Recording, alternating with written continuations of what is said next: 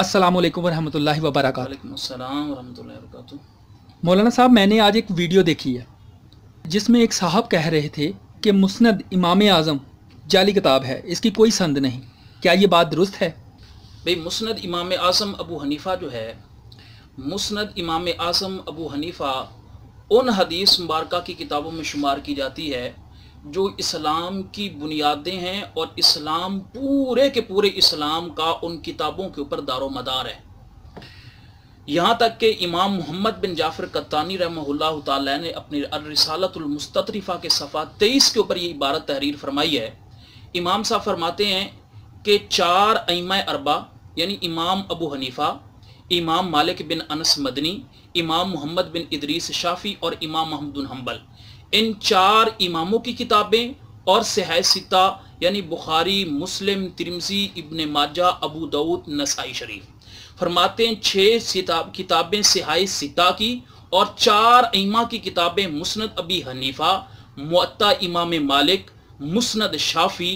और इमाम अहमद बिन हंबल की मुस्नद अहमद बिन हंबल, अइम्मा अरबा की ये 4 किताबें जिनमें मुस्नद अबी हनीफ़ा भी है। इमाम मोहम्मद बिन जाफ़र कत्तानी फरमा रहे हैं कि इमाम अबू हनीफ़ा की किताब मुस्नद अबी हनीफ़ा, इमाम अहमद बिन हंबल की मुस्नद अहमद बिन हंबल और इमाम शाफ़ी की मुस्नद शाफ़ी, इमाम अहमद बिन हंबल रहमुल्लाह की मुस्नद अहमद बिन हंबल, इमाम मालिक की मुअत्ता मालिक। फरमाते ये जो 4 हदीस की किताबें ये और 6 सियासिता वाली बुखारी, मुस्लिम, तिरमिज़ी, इब्न माजा, ये 10 किताबें हिया उसूलुल इस्लामी व अलैहा मदारुद्दीनी। फरमाया कि ये 10 किताबें इस्लाम की बुनियादें हैं और पूरे के पूरे दीन का जो मदार है इन 10 किताबों के ऊपर है। तो मुस्नद इमाम आज़म अबू हनीफ़ा उन 10 हदीस की किताबों के अंदर शुमार की जाती है जो इस्लाम की बुनियाद हैं और पूरे के पूरे दीन का जिनके ऊपर मदार मौजूद है। इसलिए इस किताब के ऊपर एतराज़ करना ये हकीकत के अंदर दीन इस्लाम की बुनियादों के ऊपर एतराज़ है, जिसके ज़रिए इस एतराज़ करके इस्लाम की बुनियादें खोखली करने की कोशिश की जा रही है। सबसे पहली बात तो ये। नंबर 2, एक उसूली बात याद रखें कि मुस्नद इमाम आज़म अबू हनीफ़ा जो है ये एक मुतवातर किताब है। इसके ऊपर दलील क्या है? इस दलील के तौर पर मैं सबसे पहली बात तो ये कहना चाहूंगा कि मुस्नद इमाम आज़म अबू हनीफ़ा के मुतवातिर होने की सबसे बड़ी दलील ये है कि मुस्नद अबी हनीफ़ा उन किताबों में से एक किताब है कि जिस किताब के रावियों के ऊपर अइम्मा इकराम ने, मुहद्दिसीन ने मुस्तकिल तौर पर रिजाल की किताबें तसनीफ फरमाई हैं। मिसाल के तौर पर इमाम अबुल महासिन हुसैनी रहमहुल्लाह ताला अलैह, उन्होंने किताब तहरीर फरमी अत-तज़किरा फ़ी रिजालिल अशरा।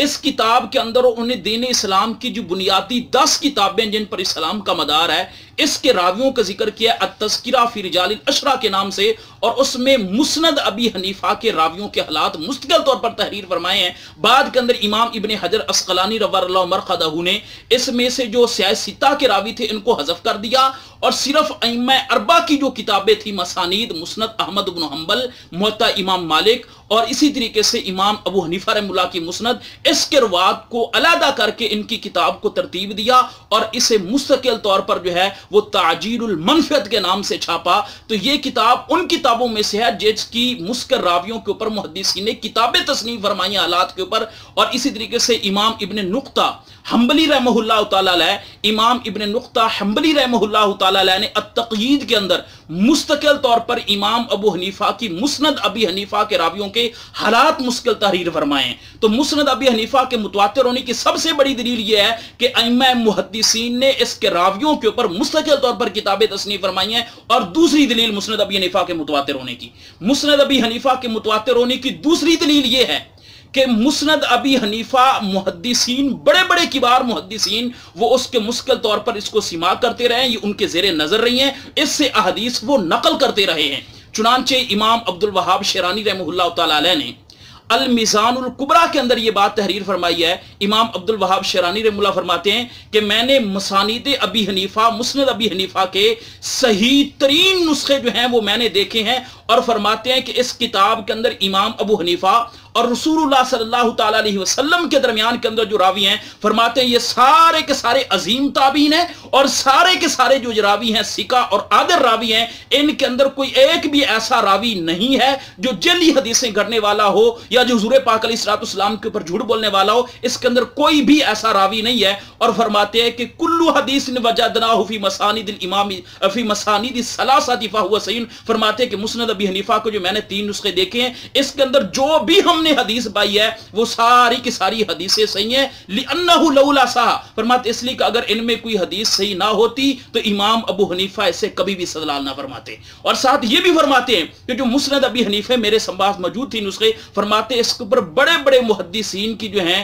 وہ مستقل طور پر تحریریں جو ہیں اس کے اوپر تائیدی جو ہیں تصدیقی جو ہیں وہ اس کے اوپر لکھی ہوئی موجود ہیں، تو جس کی محدثین تصدیق کے طور پر جس پر تحریر لکھیں، اور علامہ دمیاطی کا بھی انہوں نے بھی ذکر کیا کہ یہ بھی ان میں سے ایک محدث ہیں، تو جس کی محدثین سما کرے، محدثین نقل کرے، اس کے اوپر مستقل طور پر تصدیق کے طور پر اس کے اوپر تحریریں لکھیں، وہ کیا کتاب جعلی ہوا کرتی ہے؟ بھئی وہ کتاب جعلی نہیں ہوتی۔ امام ابو حنیفہ کی جو مسند ابی حنیفہ ہے، مسند امام اعظم بھی جسے کہتے ہیں، یہ کتاب ان کتابوں کے اندر شمار ہوتی ہے جو کتابیں متواتر ہیں، اور امام حافظ ابن حجر عسقلانی رحمہ اللہ تعالی نے یہ بات تحریر فرمائی ہے کہ جو متواتر کتابیں ہیں وہ سرے سے سند کی محتاج ہی نہیں ہوا کرتی۔ تو مسند ابی حنیفہ کی سند کا مطالبہ کرنا، سب سے پہلی بات تو یہ ہے کہ اگر سند نہ بھی ہوتی تو اعتراض کرنے کی کوئی ضرورت نہیں تھی، وجہ یہ ہے کہ یہ متواتر کتاب ہے، اور متواتر کتاب کی سندوں کی ذریعے سے ضرورت ہی نہیں پڑتی ہے۔ تیسری بات،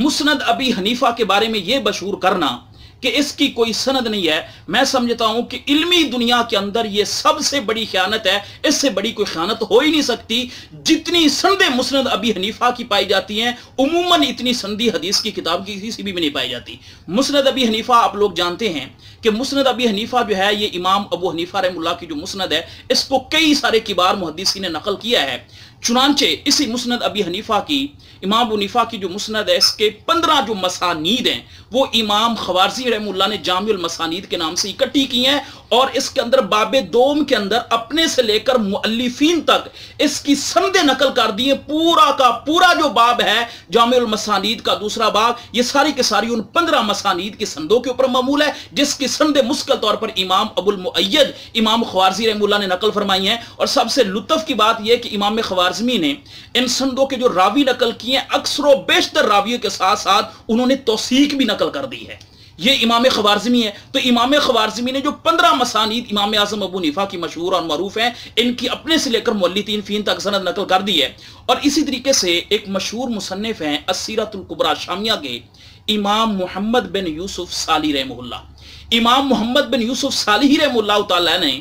امام صاحب رحمہ اللہ تعالی علیہ کے مناقب کے اندر یہ بات تحریر فرمائی ہے، اور اس امام صاحب کے مناقب کے اندر انہوں نے امام ابو حنیفہ کی 17 جو مسانید ہیں ان کی نشاندہی کی ہے، اور ساتھ ساتھ ان کی اپنے سے لے کر مؤلفین تک امام یوسف بن صالح رحمہ اللہ تعالیٰ نے ان کی سند بھی نقل کر دی۔ اسی طریقے سے ایک بہت بڑے محدث گزرے ہیں امام ابن طولون رحمہ اللہ، جن کی وفات غالباً 953 ہجری میں۔ امام ابن طولون رحمہ اللہ تعالیٰ نے بھی اپنی کتاب الفہرست الاوسط کے اندر امام ابو حنیفہ رحمہ اللہ کی 17 مسانید کی نشاندہی کی ہے، اور اپنے سے لے کر آخر تک جو ہے پوری کی پوری اس کی سندیں نقل کر دی ہیں۔ اور اسی طریقے سے سب سے بڑی ایک جو کام کیا اس کے اوپر سب سے بڑا کام وہ کیا ہے علامہ زاہد کوثری رحمہ اللہ نے۔ یہ مصر کے ایک بہت بڑے عالم اور انتہائی زبردست قسم کے محقق تھے۔ علامہ زاہد کوثری رحمہ اللہ تعالی نے اپنی کتاب التحریر الوجیز کے اندر امام ابو حنیفہ رحمہ اللہ کی 21 مسانید ذکر کی ہیں، اور اپنے سے لے کر سب تک ان کی سندیں بھی نقل کر دی ہیں۔ اب بتائیں کہ جس کتاب کی مسانید کی سندیں امام خوارزمی جیسا محدث نقل کرے، امام ابن طولون بیان کرے، امام اسی طریقے سے جو ہے وہ امام محمد بن یوسف صالح جیسے محدث اس کی سندیں بیان کریں، اور پھر بھی لوگ شور مچائیں، باوجود اس کے کوئی متواتر کتاب ہے اور سندیں اتنی ہونے کے باوجود لوگ شور مچائیں جس کتاب کی کوئی سند نہیں ہے، تو حقیقت کے اندر ان کا مقصد یہ ہے کہ یہ جو اسلام کی بنیادوں میں سے جس کے اوپر اسلام کی بنیاد ہے جس کتاب کے اوپر، اور ان کتابوں میں یہ کتاب شمار کی جاتی جس پر اسلام کی بنیاد ہے، اصل مقصد یہ کہ اس کتاب کا انکار کر کے اسلام کی جو بنیادیں ہیں ان کو کھوکھلا کر دیا جائے۔